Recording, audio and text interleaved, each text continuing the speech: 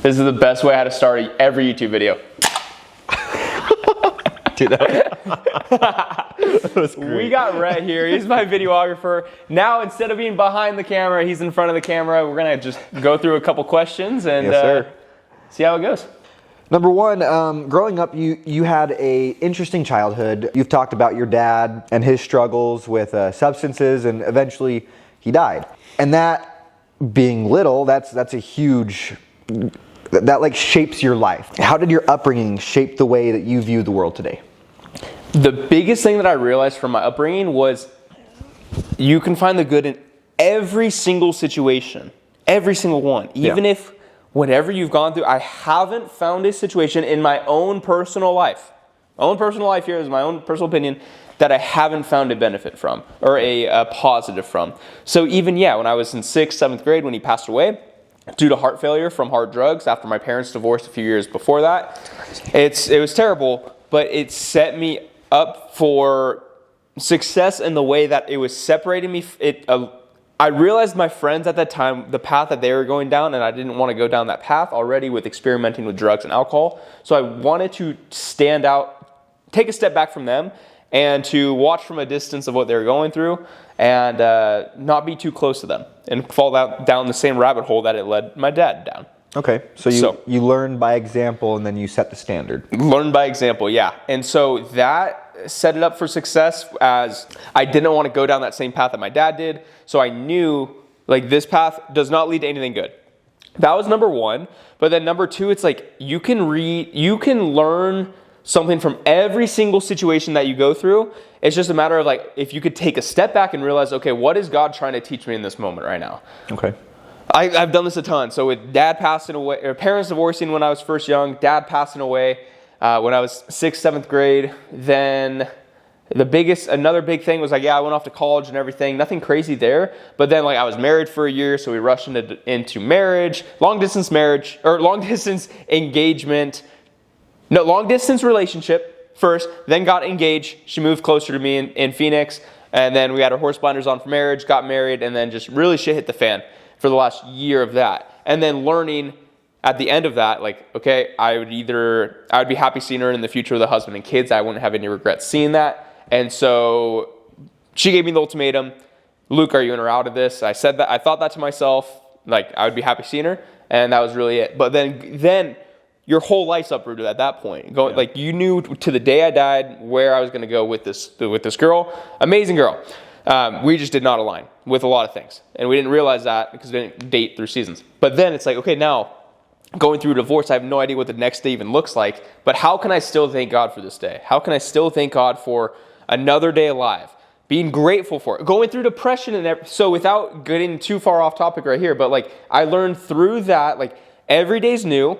You can find the good in every single situation. You can find the good in every single day. And if you focus more on other people than you do on yourself, they're going to be taken care of, and you're going to be taken care of in the process. You got to get out of your own mind, because everything that goes through your own mind, it's just, woe is me, I'm so sad, I'm so depressed, I have no motivation to even get out of bed. And it's very me, I centered. Okay. It's maybe a very savage talking about, I don't know where you stand with this, but this is what happened for me. I realized so backtrack a little bit. This was like a year and a half ago. Okay. So when I was 23. But before that, when I was like 18, 19 around, I went through a huge season of loneliness and depression. Okay. A huge season of it, just like with things happening in my family. Like one of my older brothers attempting suicide, and just sent our whole family just spiraling. Yeah. Me specifically for some reason. And sent me spiraling, very lonely. I just wanted to sleep all day. I had no drive or purpose for my day. And it's weird to even talk about it now, because, like, everyone just sees me now as, like, very energetic, outgoing. But, like, the people that knew me back then, Andres knew me back then. And he was here talking about it with August. He saw that side of Luke, just, like, going to bed super late, waking up super late, and just no drive for the day. And I know a lot of people stay in that mindset and are still currently there, which I wish them nothing but the best. And I pray for them, and I pray that they can pick themselves up by the bootstraps and operate from this train of thought. How can I best serve everybody else today? When you do that and you find something, you have to just stack. I thought that to myself, how can I best serve everybody else today? Because that gets you out of your own head. Yeah. And then from there, I knew the best thing that got me out of all that was listening to Wes Watson and learning that I needed to stack my morning with wins. If you stack your morning with wins, it's inevitable to have a good day. So basically what I mean by that is you stack your morning with wins, win after win after win on things that are hard for you. Then you can go throughout your day. Your cup's filled because of what you did in the morning. You stack those wins. Now you can overflow all of that to everybody around you. So I did that with an early wake-up time. I was going to bed at 4 a.m. Okay. At this time. And then I knew I couldn't keep doing that. And so I got up the next morning at 5 a.m. I got like 2 hours of sleep. Yeah. And I knew I had to because I knew I needed to break that cycle. I did that. Was I tired? Yes, 100%. But then I went to the gym. I knew going to the gym would help because it's helped in the past when I was consistent with it. Going to the gym, running to the gym. In Phoenix, I live right next to the gym. So I would run the 0.7 miles to the gym and then run back and then boom, then make a good breakfast. And just stacking those few wins. Heart rate's up, got a workout in, got some sun in, like running, and then a good breakfast. Before starting the day, I felt amazing. I was like, whoa, this feels good. Now I feel like I can conquer the day. My energy levels are up, my frequency's up. I'm not just all low, me, I. It's a very selfish person's disease. Depression is a selfish person's disease. Yeah, because everything's about you now. Okay. Yes. So I realize that's my personal opinion. Am I a psychologist? No. But it is my personal experience with it. And when I got out of my own head of none of this is about you, like why do you think the world revolves around you? Get out of that. Just quite literally just think to yourself, how can I best serve everybody else today? And God will open up ways. I like that. That's good insight right there. I guess that answers my next questions of who taught you resilience. And I feel like it would be yourself in that sense, but maybe you can break that down for me. Yeah, because there's mentors along the way that will teach you certain things or certain skill sets. So obviously Wes Watson, I talk about him a lot on this, obviously, but because that's where I learned. That's where I learned all the little mindset things. Was like, it's up to you to make yourself have a good day. That's like nobody's going to do it for you, and how your mindset is so important to it every single day. People see what they see now, but they didn't realize it's been the last 4 years of working on the mindset, personal development, habits, and everything like that goes into your day every single day. I've like obsessed over personal development over the last 4 years. And I think that's the craziest part is you have the proof to back it up. Now we do. Yeah. Ready for this? Now we do have the proof. People may think I'm on drugs or something on these calls, but we're not drugged up. We're Celsiused up. Caffeine is a drug, I guess. He's on like 600 milligrams of caffeine right now. Yeah, but it keeps works. him going. It works. So it does work. I don't want to hear any crap from it. Is it working right now? Yes. Does it keep my energy levels up all day to go collect, like to get new clients every single day? We just hopped off a sales call. They signed up. Yes, it works. So we're going to keep the energy going up. I will only take advice from people who are in a place I want to be at. All right. So seems fair to me. Boom. All right. So it's been 4 years. For 3 years more. It's been 3 years of no proof, and then it hit. Okay. So 4 years of me posting on my stories, going to the gym every single day, talking on camera, talking about the mindset, me just walking around Tempe Town Lake when I used to live in Phoenix, Arizona, just talking about the mindset stuff with no proof. I was working at Trader Joe's, but I knew this mindset of like, be the change you wish to see in the world. That's a good quote. I'm going to use that. And then posting that on my story, talking about it and what it meant to me. That's all I wanted to do. I just wanted to share the mindset tips that were getting me through the day. I love that. Yeah, because that's the coolest part is you're now successful because of the 4 years that you put into it. It's not like you had this idea and then it just happened a month later, or even a year later, or 2 years later. Like you've been at it for 4 years straight. 4 years every single day on my Instagram stories. That's what the 4 years comes from. Yep. Posting every talking on the stories every single day. So when people see it, like I don't know, like did I think it was gonna get to this? Like no. At this age, at 24, no. Like I got the Lambo by 23. I didn't think it was gonna be like that. Yeah. It's cool and all, but like it's not. You have to get it. You have to get to a certain. And we're just getting started too, by the way, with all of this. But like the material things, like you have to get the material things to realize it's actually not about the material things at all. It's about the person you were creating in the process. Because you got the Lamborghini and you learned the Lamborghini is great, but what does the Lamborghini do for you? Or what does it do for others? Yeah. In that sense. Yeah. But that's like you're putting people in the Lamborghini and giving them a reason to work harder. Like Yeah. you're motivating people. That's what it's about. The flexing of it, I could care less. Yeah. I can care less to go flex it. Because at the end of the day, like, do those types of flexing videos, like, do they kind of inspire me? Yes. But like, especially in a town like this, like everyone's like kind of humble and everything too. Like I don't need, and I know deep down in my heart, I don't need to flex it. Yeah. I just like wearing the Rolex to the gym. I like driving the Lambo. It's fun. Do I need to flex it every single day? No. I'd rather share and flex the kids, their first times in it. I'd rather flex that more than anything. Okay. That's because that's what it's about. I like that. But you have to get it first in order to say it's not about that. Oh, you don't have, why you're so materialistic, no. I could care less about it. I can go sell it today and I wouldn't care, but I know it makes more people smile every single day of me having it than not having it. So exactly. I'd rather do it. But you can't say it's not about the money if you've never gotten the money before, you know? Like, I never think about this, but you can, I check this out on ChatGPT real quick. ChatGPT is ridiculous, but I did, what is the, like you can take a look at that.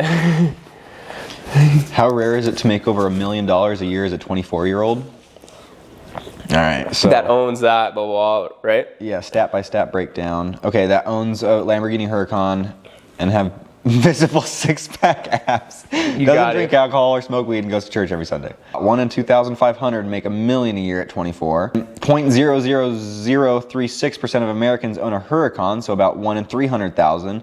Then for a 24-year-old specifically, maybe 1 in a million. Has visible six-pack abs. Only 8% of U.S. males have visible abs. Doesn't drink or smoke. Only 28% of 18 to 29-year-olds abstain from alcohol. 82% have tried weed. Only 20% abstain from both. You're over 1 in a billion. Just to break all that down. So it's like, I don't want to say that to just toot the horn, but I just thought it was funny. The stats don't lie. The stats of it. It's like, there's not that many. You see it on Instagram though. It seems like everybody's got the cars. They've got the Lambos. They've got all that. Is it that? This is another thing though. Is it that hard? I would say no, because it's been 4 years though of doing it, of just showing it. It's not that long to go through the ringer of how to drive for Uber, how to do all that to pay bills. Like, you find a way to make it work. But like, it's been 4 years of being on a personal development journey. Yeah. From 20 years old to this. Getting into, from quitting Trader Joe's 4 years ago, solar door to door and all that. Like, yeah. 4 years, it's not that bad. People just don't put in the work for it. Well, if you put in the work, it works. People are short-sighted. They're not looking at the end game. They're not looking at what could be. They're thinking of what it is now. And I've been there before. I'm like, I'm stuck here because this is what I'm doing now. But what could I do in a month from now? Like, and that's, you take that and you multiply it by 10 or whatever, and you're just there. Oh, that's it, bro. Love it. I like that. So with all the success, you hear of successful people being lonely. How do you keep a good group of people around you and to stay motivated and feeling good? That's a great question. So what I've realized is I've met a ton of people on social media too, on Instagram, that I have built like such a good relationship with, that I know I can just call up at any time, to hit them up, to text them, see how everything's going, and just have a good conversation about life. Not talking about other people, not bringing anybody else down, not talking about the sports, the football games, none of that, but just talking about life, growth, success, like their business success, all that kind of stuff, the trials, tribulations, all of it. Yeah. So you gotta have a good group of people around you that are not just bringing you down. If they're bringing you down or just talking about the games, like it's you feel it inside. It's like, this conversation is not going anywhere. Is this all that life has to offer? This is all that life has to offer. Is like, we're just going in circles here talking about others. It's never worth it. Yeah. But you have to first get that group of friends, whether they're online or in person. I have it in person too now too. It's like, we got me, you, August, Casey. We got the homies around here. Not many here in St. George with it, but your team's kind of everywhere. Yeah, but we stay busy with the friends. But you have to first get around people. So if you're I'm speaking to the people that are their 5 closest friends that they surround themselves with. They're the ones drinking, smoking, talking about others, okay? You have to first get out of there and go reach out to somebody or have a conversation with somebody that is thinking at a higher level, that is not doing any of that truly just wants the growth. And if you guys don't feel like you have anybody like that, like DM me on Instagram and I got you. And I will be that first ever person for you. That's pretty friendly online. That's not lying. It's fun, right? So I will be that, because you have to open your mind up to what's possible, who you're surrounding yourself with, the conversations you're having, what you guys are talking about, what you guys are making per month, like how's business going, all that stuff. You have to talk to others and see how they're doing it in order for you to see what's actually possible. Then you go back to how can you go back to your old friends, your 5 closest friends then, and be like, dang, like, after having the conversation with Luke, I realized like, you guys aren't doing anything to progress your life forward. We're only taking back steps. 5 steps forward during the week and then 4 back steps. Yeah. Then you're in the same spot. So you have to first expose yourself to a different level of thinking in a different friend group, whatever that is. Also, you could pay to be in those friend groups too. You pay for mentorships, you pay for coaching, you pay to get into the right rooms. You have to pay. Yeah. If you don't pay, like you can obviously DM me on Instagram for free, but like to get into those rooms, whether it's like a networking event in wherever you live, that kind of stuff. Costa Rica. Costa Rica is sick. That's a big one, but anyway. Yeah, so Costa Rica, they do masterminds and everything there, which is cool. You just have to get into rooms that are, like, there's higher level thinking there, and it will expose you to what's possible. Okay. Once exposed, you cannot be unexposed. Yeah. That's huge. And that's what we're doing too. So going to the Lambo and like just like the day-to-day. Getting the exposure. Yeah. No, I love that. That's awesome. And that's the other thing that you guys probably don't see all the time, every single day, is this guy's exposing himself. No. What did he say? Hey, wait, pause. This guy is... All right, we got to keep it in, I guess. We got to actually keep it in. Okay. He's not exposing himself. This guy is constantly running into new people every day. People are always coming up to him, picking his mind, talking to him. He was talking to a guy in a Rolls-Royce Cullinan yesterday at a gas station. He was pulled up in the Lambo, and some guy in a $500,000 Rolls-Royce pulls up and starts talking to him. He's late to our meeting because he's talking to someone else, and that's fine because he's sitting there networking, getting ideas, and learning from new people. And that's huge, as you're constantly getting this new feed of information from everyone. Always, bro. Always striving, always learning. Seeing different perspectives. Different perspectives, always investing in ourselves too with other coaching, like mentorships.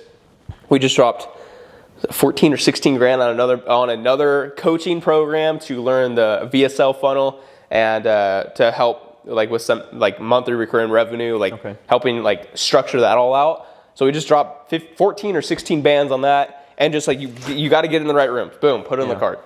That's it. No, I love that. That's awesome. Yeah. You've learned and you've taught others. Who is someone that you learned from, and what did they teach you that you implement in your everyday life? Ooh. Okay, let me give you 3 different people that you could have learned from. You learn from a successful person that you put into your everyday life. You learn from someone that's stagnant, obviously. And someone that's really going down the wrong path. What can you learn from all 3 of those different people and different perspectives of their life? The stagnant person. Thank you. This is good. The stagnant person. We need people in our lives to show us what to do, to be examples of what to do and what not to do in life. What to be in life and what not to be. We need both people, and we need examples of both. Your choice of who you want to be the example of. Do you want to be the example of what to be or what not to be? And so that's completely under your control. Yeah. Ooh. That's good. So I don't know where I heard that one, but I have realized that like we need people, we need both. You're going to learn from every single person that you come in contact with, what to be, what not to be, what are you learning from this person? Every single conversation I go is like, what am I learning from this person? Yeah. With the successful person, I'd say the biggest thing that I have learned from a ton of like successful people that I know is their habits are everything. Okay. Atomic Habits talks about it all the time. Your habits are everything, and your mindset is also everything. So the habits that you put in place every single day will determine your future. Wes always said, I will always go back to Wes just because that's been baked in my brain of like successful quotes, mindset stuff, and it's got me to where I'm at. Is show me a man's habits and I'll predict you his future. Okay. So it's like, look at what your habits are creating on a day-to-day basis. Reflect on them. Are what habits are bringing you regret? remove those. But what habits are bringing you closer to a better life in some type of way? Mind, body, soul. Physical, financial, emotional, mental, whatever it is. Like, what habits are bringing you closer to God or bringing you away? Okay. Find the ones that are bringing you closer every single day. And those habits mixed, paired with the mindset of everything in life is happening for you, not to you. Like, it's such a recipe for success, and having God at the center of it has been so crucial for me, because then it's not you trying to solve everything. It's like you have to let go and let God at some points in life. Like, I don't know why I'm going through this right now. I don't know why you put me in this situation that I have to go through, but like, I trust you, and I trust you, God. So I'm just going to listen to you. Like, let go and let God is a quote that I always go back to. And when you truly just give it away, you're at peace. Yeah. You're at peace with it. So I would say God, Jesus is the center of my life with it. And it's a great reminder of how I should be living every single day. Jesus was the perfect example of that on earth. And I strive to do that every single day. I'm not perfect at it whatsoever, but we're striving to do that every single day. That's why I wear the What Would Jesus Do bracelet. I like it. That's awesome. Yeah. All right, so you moved to St. George from San Diego knowing 2 people. How did you go from 2 people to now you're basically known nationwide? Yeah. So how do you connect with people? How do you go from 0 to everything? Yeah, so we're just getting started with it all, but from 2 people, I moved here and I had the vision of I'm going to show businesses here how to run ads on Instagram. Nobody was doing it. And I'm going to find the ambitious business owners that want to learn how to do it, not just have everything done for them. They want to learn, and I'm going to show them how to do it. Yeah. And every business that has implemented it and puts in a little bit of work to post and reply back to DMs, it works. So with that, like, I saw the vision here of like, I can help these blue collar conservative business owners here, and I want to help them grow their business. Yeah. And we did that. So we started one person, one conversation at a time.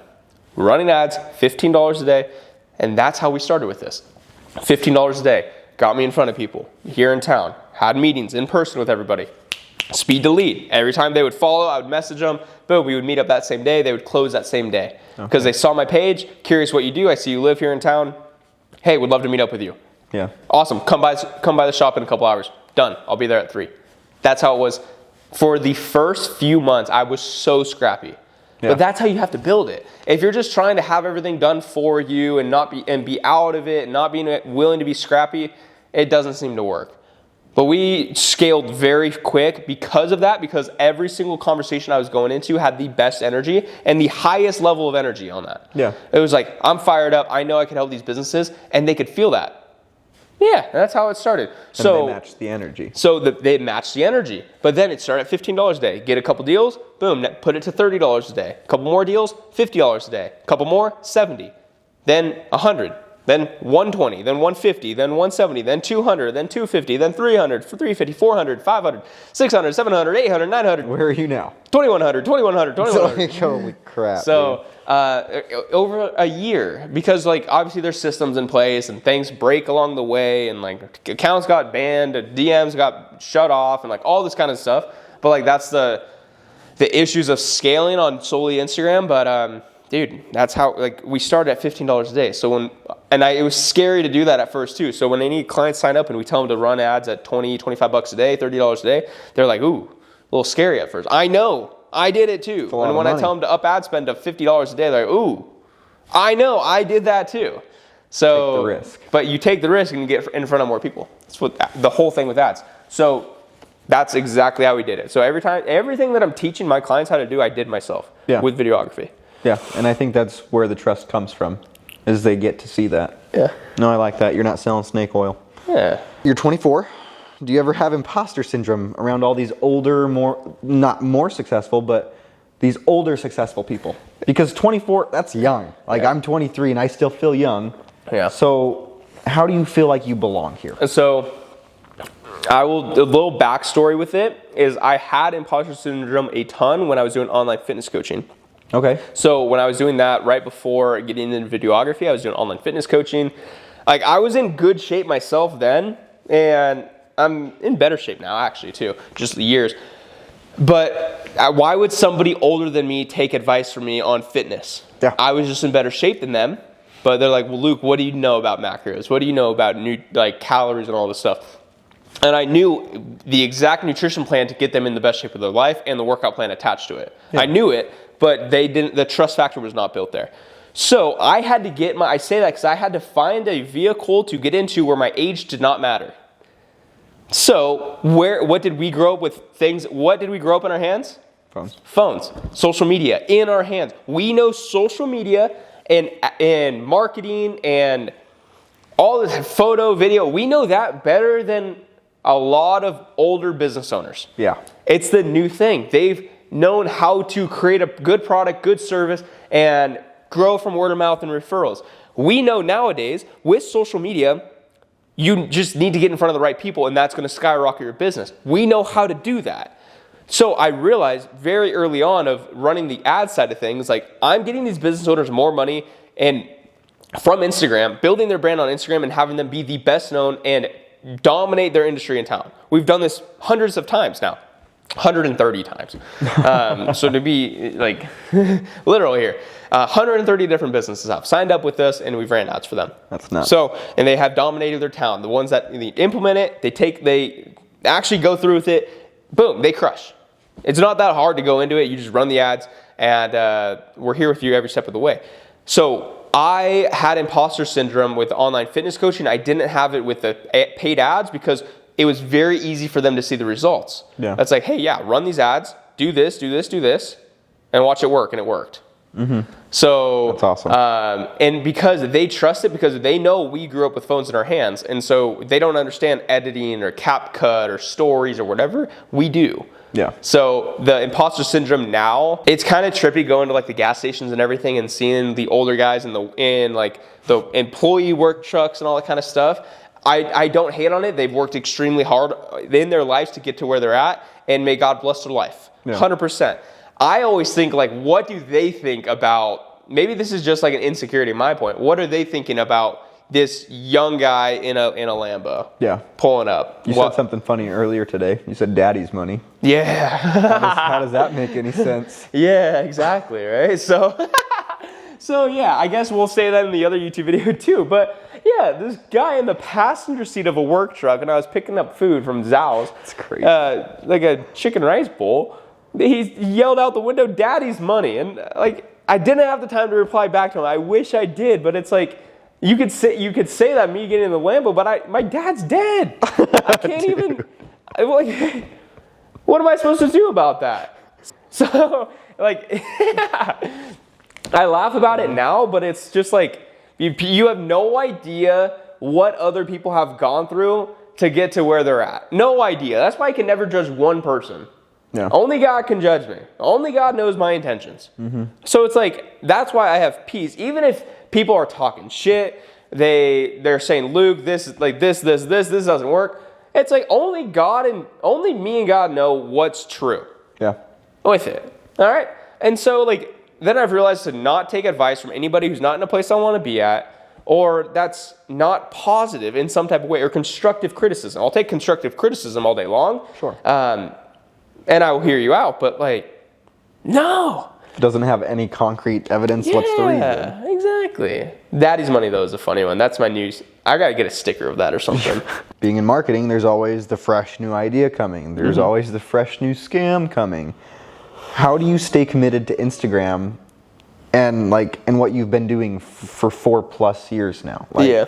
Like, how do you stay and know that on this Instagram path, this is going to be fine?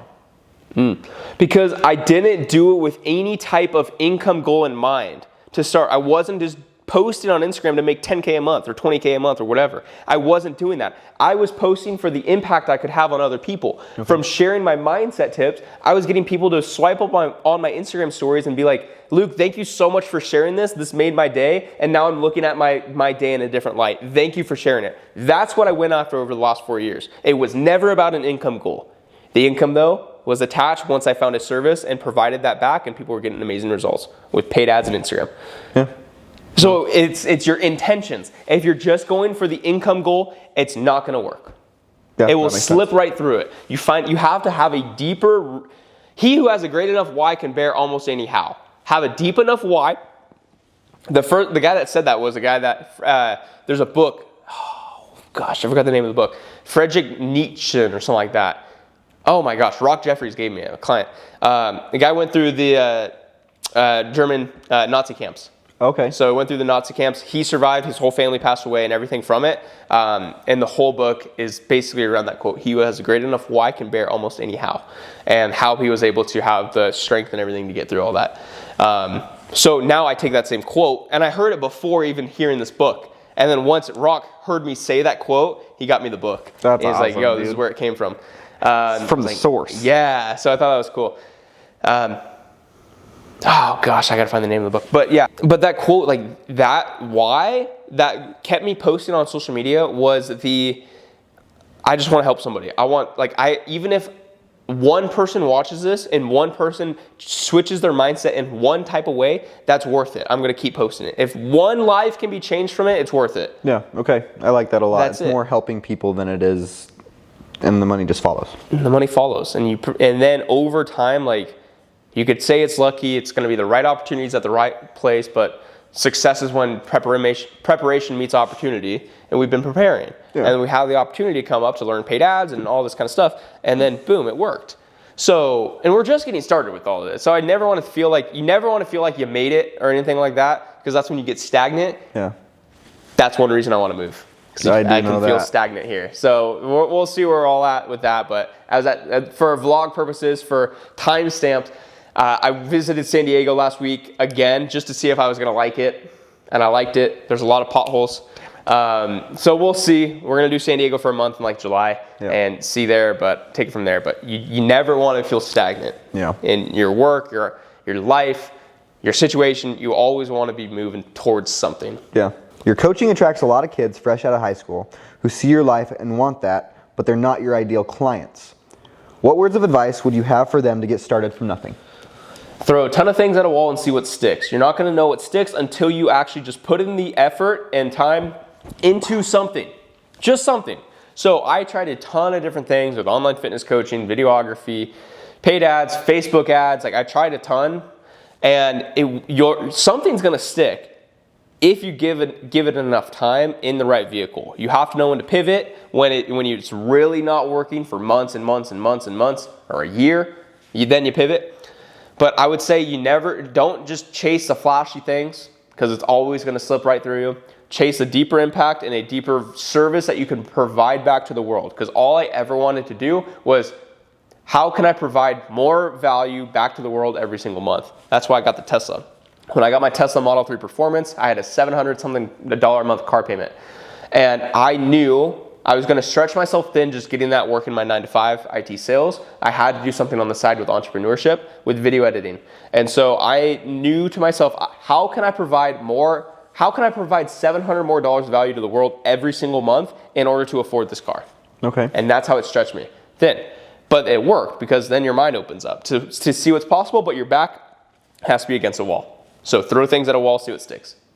I like that a lot. So you've worked with huge markets with millions of people, like San Diego, and you've worked with small markets with 50 to 100,000 people, like St. George.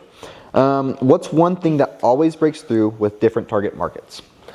The biggest thing that always breaks through is showing your face on camera and building a brand, especially on social platforms where people are not doing it yet. I'm gonna sound like a broken record at this point with it, but it's so true. It's so easy to stand out. You just show your face, you talk on camera for your business, you run ads to get people to know who you are in town, and that's gonna immediately set you apart from 99% of your competitors.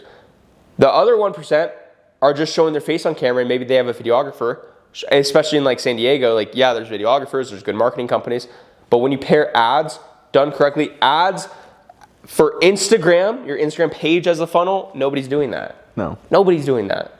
They spread themselves thin with everything else. Yeah. So in a small market like St. George, like, very easy for businesses to crush, because nobody's doing it regardless. Then boom, next thing you know, whoa, plumbers showing up on Instagram here in St. George. Whoa, chiropractor. Oh, auto detailer. Oh, mobile dog groomer. Oh, dog poop scooper. Whoa. Yeah.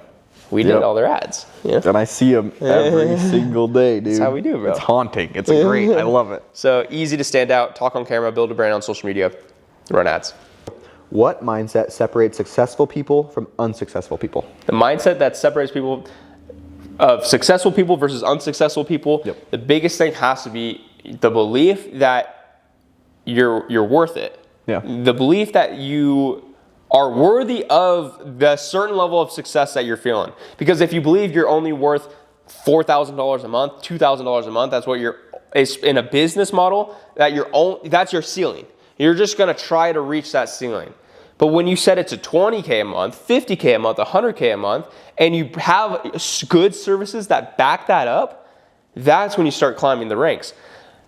But the biggest thing is, like, you have to be delusionally optimistic in your vision for your life, for your business, for your situation. You have to have a delusional level of optimism in order for anything to work. So many people in my life, my ex included, saying, Luke, be realistic, be realistic. Like, that's crazy. You think you can make $100K a month, $200K a month. You're crazy. It's like, no.